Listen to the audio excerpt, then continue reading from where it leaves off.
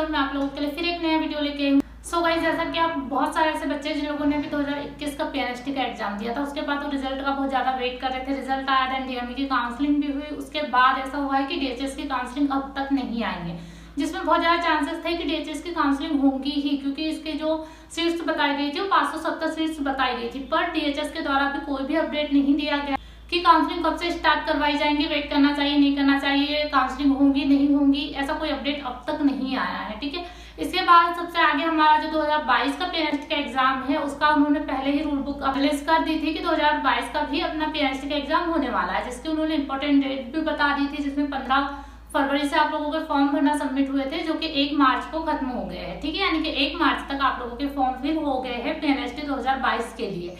इसके साथ ही आपका जो एग्जाम है वो 8 जून को होने वाला है, जो कि अब बहुत ज्यादा कम टाइम बचा हुआ। तो आज के इस वीडियो में हम ये जानेंगे कि आपको 2 महीने में तैयारी किस तरीके करना है, कौन कौन से सब्जेक्ट्स आपको किस तरीके से पढ़ाई करना है, ताकि आप सारे सब्जेक्ट कवर कर पाओ और जो आपका आने वाला पीएनएसटी एग्जाम है उसको आप अच्छे से क्वालिफाई कर पाओ। ओके, तो आज के इस वीडियो में हम सारा अच्छे से सिलेबस के बारे में जानेंगे कि कितना सिलेबस आएगा। ठीक है, किस टाइप से आपको पढ़ाई करनी है। और मैं जो ये वीडियो ज्यादा लेंथी ना हो जाए, मैं सारे सिलेबस के टॉपिक आपको इस वीडियो में पूरे कंफर्म नहीं बता सकती हूँ, तो मैं आपको जो भी सब्जेक्ट वाइज जो वीडियोस है वो अलग से दूंगी, लाइक फिजिक्स का अलग, केमिस्ट्री अलग एंड बायोलॉजी अलग। ठीक है, तो पढ़ाई तो आप लोगों की हो गई होंगी, क्योंकि अभी जो टाइम है वो रिवाइज का है। हमारे पास ओनली समथिंग 3 मंथ्स बचे हुए हैं, देन हमारे एग्जाम हो जाएंगे। 8 मार्च से जा चुका है और नेक्स्ट 8 जून को हमारा एग्जाम है। मतलब समथिंग हमारे पास 3 मंथ्स बचे हुए हैं, जिसमें आप लोगों को थोड़ा जो भी बचा होगा स्टडी, देन उसके बाद आपको रिवाइज भी करना है। ठीक है, तो हम स्टार्ट करते हैं कि आपको किस तरीके से सिलेबस देखना है अपना, कि कौन कौन से टॉपिक आने वाले हैं, देन कौन कौन से सब्जेक्ट्स में से क्या क्या पूछा जाएगा, चाहे वो आपका फिजिक्स हो, केमिस्ट्री हो, बायोलॉजी हो, या उसमें आपका जूलॉजी एंड बॉटनी, देन आपका जो इंग्लिश है। ओके, बहुत सारे बच्चों की इंग्लिश की प्रिपरेशन अच्छे से नहीं हो पाती है, क्योंकि इंग्लिश ऐसा होता है कि वो आउट ऑफ सब्जेक्ट होता है।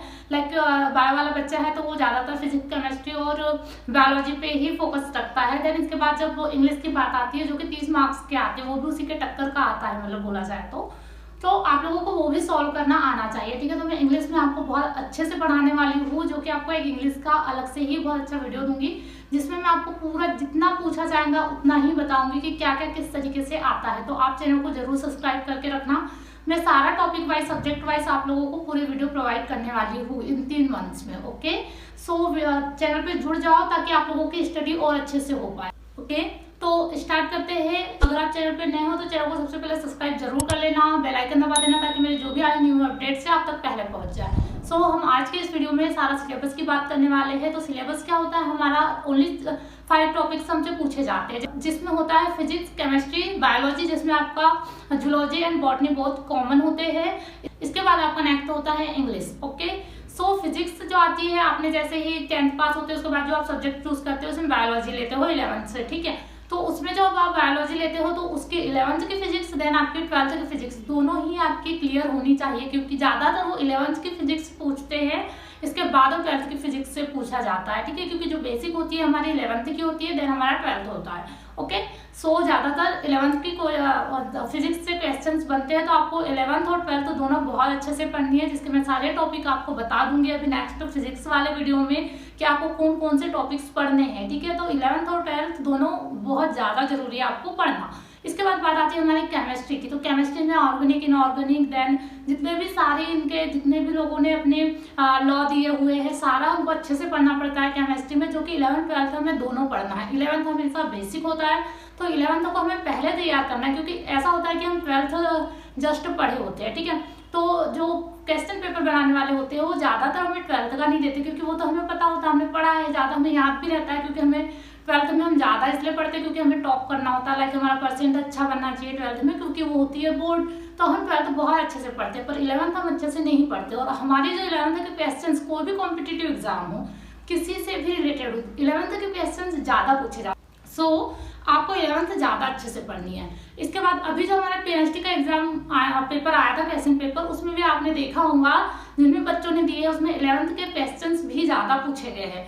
तो अगर नहीं देखा हो तो मतलब कभी देखना, जब आप पढ़ रहे होंगे तो आप लोगों को क्वेश्चन समझ आ रहे होंगे कि अभी मैंने ये क्वेश्चंस आए थे। ठीक है, इसके बाद हमारी बात आती है जूलॉजी। ठीक है, जूलॉजी और बॉटनी 2 अलग अलग होते हैं, जिसमें से 30 मार्क्स का आता है। बायोलॉजी 1 होता है, पर इसमें 2 टॉपिक दिए होते हैं, जूलॉजी और बॉटनी। तो हमें दोनों अलग से पढ़ना है। मेरा आपने पुराना सिलेबस वाला वीडियो देखा होगा तो उसमें मैंने आपको बहुत अच्छे से बताया कि आपको बॉटनी कैसे क्लियर करनी है। बॉटनी हमारे 11th-12th में ज्यादा नहीं दी है, बिल्कुल बहुत कम दी हुई है।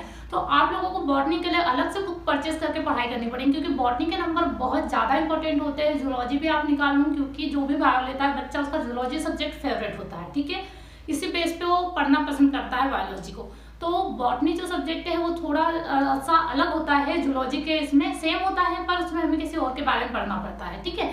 लाइक ह्यूमन बॉडी से हटके जो हमारे एनिमल्स एंड हमारे जो बर्ड्स वगैरह है इनके लिए हमें पढ़ना पड़ता है। तो जो टॉपिक है हमारे जो बॉटनी के टॉपिक्स है वो अलग है। और जिस तरीके से हमारे बोला जाता है ना कि मानव की उत्पत्ति कहाँ से हुई है, देन उसके बारे में पूरा पढ़ना पड़ता है हमें, हमारे बॉडी ऑर्गन्स के बारे में पूरा जूलॉजी में पढ़ना पड़ता है कि वो हमें बहुत सारे से लॉ पढ़ना पड़ता है जिससे कि मतलब रिप्रोडक्टिव सिस्टम किस तरीके से वर्क करता है, या हमारी बॉडी जैसे DNA RNA वगैरह ये सारा हमें अलग से पढ़ना पड़ता है, ठीक है।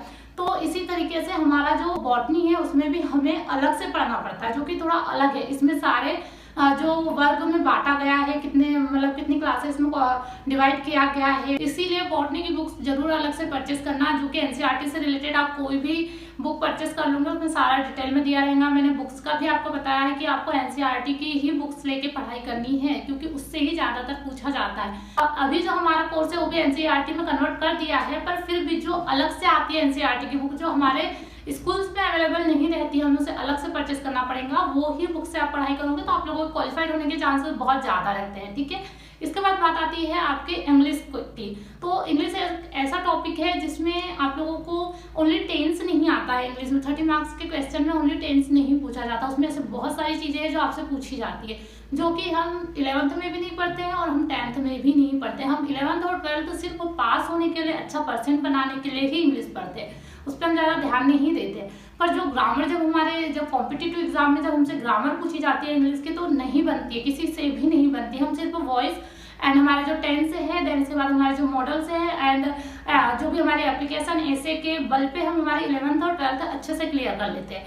पर जो बेसिक होता है वो सारी ग्रामर होती है जो कॉम्पिटिटिव एग्जाम में पूछी जाती है। चाहे आप वो नर्सिंग का दे रहे हो, चाहे वो आप नर्सिंग से रिलेटेड किसी भी फील्ड में दे रहे हो, तो वो इसमें इंग्लिश अलग से ही पूछी जाती है। आपने जो 11th-12th में जिस पे ध्यान नहीं दिया होता है वही इंग्लिश आपको इधर 30 मार्क्स की आती है। तो इंग्लिश पढ़ना भी बहुत ज़्यादा जरूरी है आपके। आप बॉटनी में बहुत अच्छे नंबर ले लोगे, आप जूलॉजी में भी ले लोगे, देन आप केमिस्ट्री में भी ले लोगे अच्छे नंबर, देन आप फिजिक्स में भी थोड़े ठीक ले लोगे। और इंग्लिश ऐसा सब्जेक्ट है, आपका केमिस्ट्री और फिजिक्स ऐसा सब्जेक्ट है जो आपको क्वालिफाई करने के लिए बहुत ज्यादा मायने रखता है, क्योंकि आप जूलॉजी और बॉटनी तो कर लेते हो, पर जब आपको पास होने की बात आती है या आपके मिनिमम मार्क्स वहां से निकल आते हैं, पर जब आपको पास होने की बात आती है तो आप लोगों को फिजिक्स, केमिस्ट्री और इंग्लिश में से ही आपके मार्क्स क्वालिफाइड के लिए निकालने होते हैं। और आपको पता है कंपटीशन कितना टफ है, जिसके अकॉर्डिंग इतने सारे बच्चे जो भी एग्जाम देने वाले हैं, बहुत सारे बच्चे वो है जिन लोगों ने DHS में टॉप भी किया है, जिनके बहुत अच्छे नंबर भी आए हैं, पर अभी DHS की काउंसलिंग नहीं आई है, तो उन्हें हो सकता हो कि फिर से ही एग्जाम देना पड़ेगा।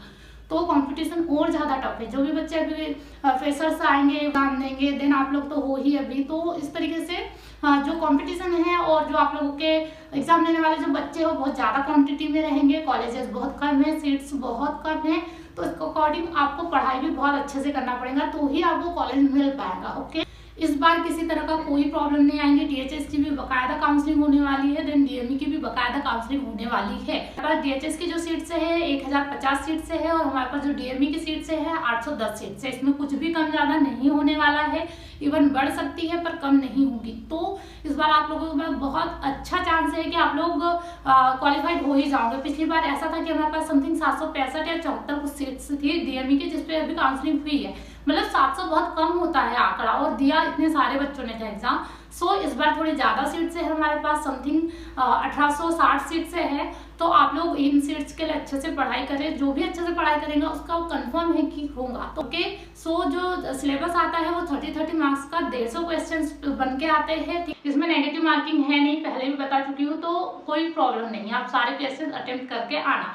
और जो भी आगे हमारा जो टॉपिक वाइज मैं आपको बताने वाली, लाइक फिजिक्स का अलग से, केमिस्ट्री का अलग से, बॉटनी, जूलॉजी, तो प्लीज आप चैनल को सब्सक्राइब करके जरूर रखना। मैं आपको टॉपिक वाइज बता दूंगी, जो आपने पढ़ा है ठीक है, नहीं पढ़ा है अगर पढ़ पा रहे हो तो उसे अच्छे से पढ़ लेना, या और बाकी जितना पढ़ा है उसे अच्छे से रिवाइज करना, क्योंकि जब तक आप रिवाइज नहीं करते हो तो माइंड में पूरा खिचड़ी टाइप हो जाता है, आपको कुछ याद नहीं रहता है, आप ये नहीं समझ पाते हो कि ये मैंने कहाँ पढ़ा था, या ये इसका है या किसी और का है। तो इस तरीके से बहुत ज़्यादा प्रॉब्लम आती है, तो रिवाइज बहुत ज़्यादा जरूरी है, ठीक है। देन इसके बाद हमारे पास टाइम बहुत कम है, तो आप लोगों को अभी ज़्यादा टाइम रिवाइज, देन आपके जो भी अच्छे सब्जेक्ट है जिसमें आपको बहुत अच्छे नंबर लेने ही हैं तो उस पर ज़्यादा ध्यान देना, ताकि आपका स्कोर ना बिगड़े। आप लोगों के जैसे जूलॉजी बॉटनी आप कवर कर सकते हो, इसके बाद थोड़ा फिजिक्स केमिस्ट्री और थोड़ा इंग्लिश, तो इससे आप लोग पास जरूर हो जाओगे, ओके। और अच्छे मार्क्स भी आएंगे, तो अच्छे से पढ़ाई करो। और जो भी आपके डाउट्स हो मुझे कमेंट करके जरूर बताना। बाकी जो भी कंटिन्यू सिलेबस से रिलेटेड है आपका, लाइक फिजिक्स केमिस्ट्री, मैं वीडियो बैक टू बैक आपको देने वाली हूँ। समथिंग 4 दिन में ये टॉपिक मैं खत्म कर दूंगी पूरे। देन इसके बाद जो इंग्लिश वाले टॉपिक है, मैं हिंदी इंग्लिश में कोशिश करूंगी बना पाऊँ, नहीं बना पाती तो जो इंग्लिश वाले टॉपिक है मैं वो आपको पूरा अच्छे से लिस्ट बना के आपको टेलीग्राम चैनल पे दे दूंगी, तो आप वहां से वो जो भी आपके टॉपिक्स है फाइंड आउट कर लेना, जो आपने पढ़ा है देख लेना। तो आप मेरे टेलीग्राम चैनल को भी जरूर सब्सक्राइब करके रखें, ताकि मैं जो भी अपलोड करती हूँ आप लोगों को पता चल जाए, ठीक है। सो आज के इस वीडियो में ऐसा कुछ ज्यादा नहीं था, ओनली मैं आपको सिलेबस का बता रही थी कि आपको पढ़ना कैसे है। तो जो भी आपके जो मेन टॉपिक्स है वो बैक टू बैक आने वाले हैं, जो आपको रियल में पढ़ने हैं। जो भी डाउट्स है वो जरूर कमेंट करना होगा। इसके बाद में एक अच्छा सा, अगर आपके अच्छे कमेंट्स आते हैं तो मैं एक अच्छा सा कमेंट रिप्लाई वीडियो भी अपलोड करूंगी, ठीक है। So thank you for watching, और अच्छे से पढ़ाई करो।